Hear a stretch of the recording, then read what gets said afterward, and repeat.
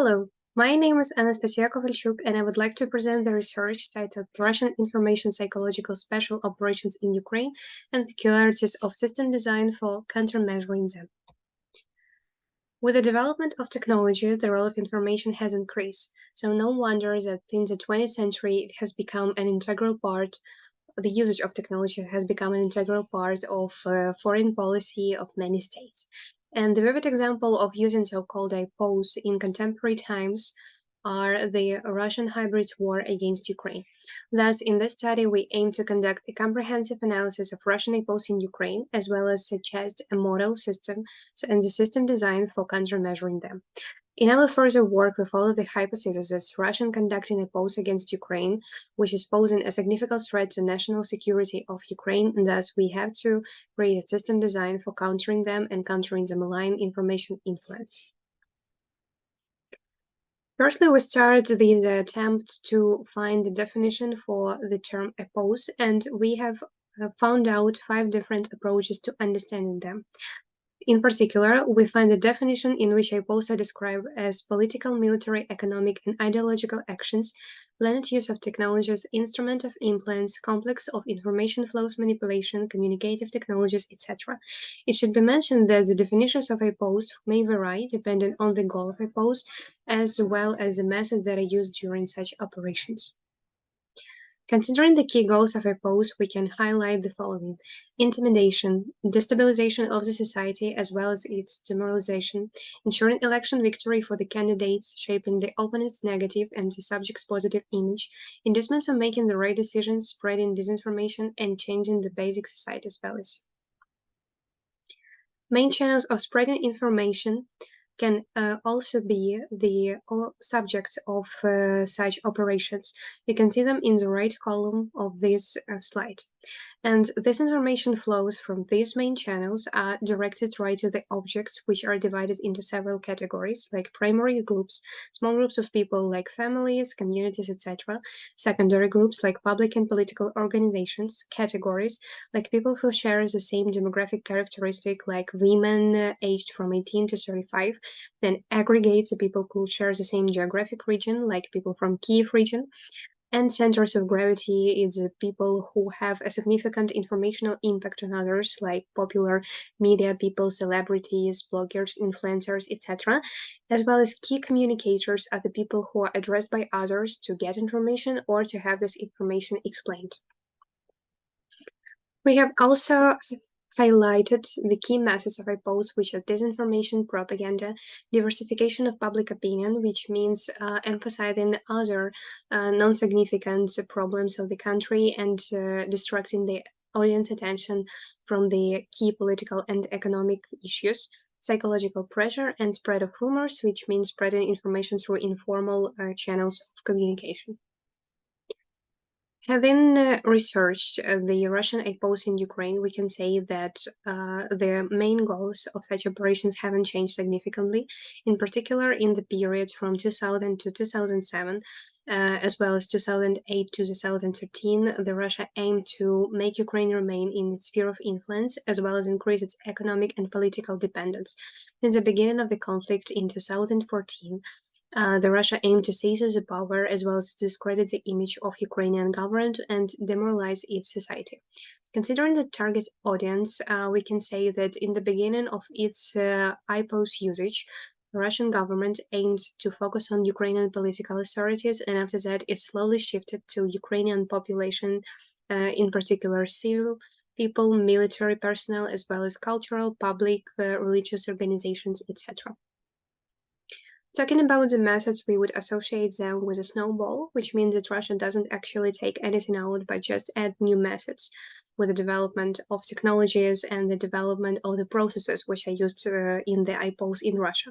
In particular, it all started with typical political and economic pressure and propaganda in social media, and after that, with the, again, development of technologies, false flag operations started, as well as propaganda and disinformation in social media, provocation, cyber attacks, diversions, and etc. And the last but not least criteria are the key messages that Russia transfers through its communication channels. In particular, again, in the beginning of its IPOs, Russia shared the message that Russia and Ukraine are brotherly nations and Ukraine is much dependent on Russia. In the beginning of preparation for entering the European Union, Russia again transmitted the messages that were discrediting the European Union and Ukrainians struggled to enter it. Since the beginning of conflict in the east of Ukraine, Russia told the anti-terroristic operation is nothing but a civil war in Ukraine, and it tried to prove that Ukrainian government is not efficient enough to solve its domestic problems.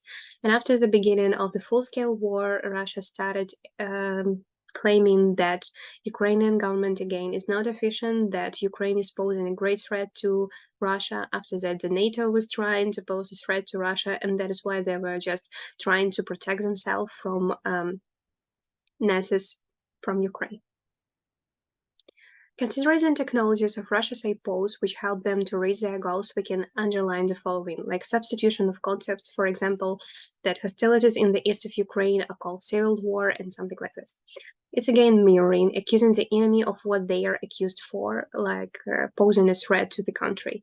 Basyuk is just spreading rumors through informal channels of communication.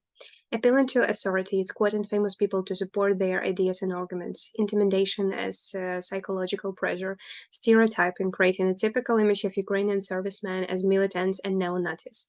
The primacy effect is the priority distribution of the version that will reach a larger audience and have a better chance of dominating public opinions. The first wins.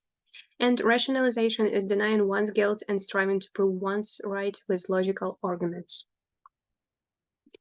Having analyzed the Telegram channels according to the previous techniques, we have found out that most of them combine different techniques to achieve its goals. In particular, in the 5 analyzed channels, all the techniques were used, and in most of the cases, the combination of these techniques are used, and you can see the results on this slide. That is why we can see that Russian presence in Ukrainian information sphere and especially in Ukrainian social media is quite high. That is why we have to come up with an idea for system design, how to counter this informational malign influence. That is why to do this, we decided firstly to analyze which options a typical user have in any application, and you can also see them on this slide. Next, we created a sequence diagram of the model, so it means all the actions that are presented in this system you can see here, starting from logging into the system by user and ending with displaying the report of the user's device. All of the steps are presented in sort of the diagram, which can show what actions and the typical user has and what can be done with the information and with the data that goes through the way from user to the base and vice versa. Finally, when we have created in this consequent system, in this consequent model, we can look at 2 different system architecture options.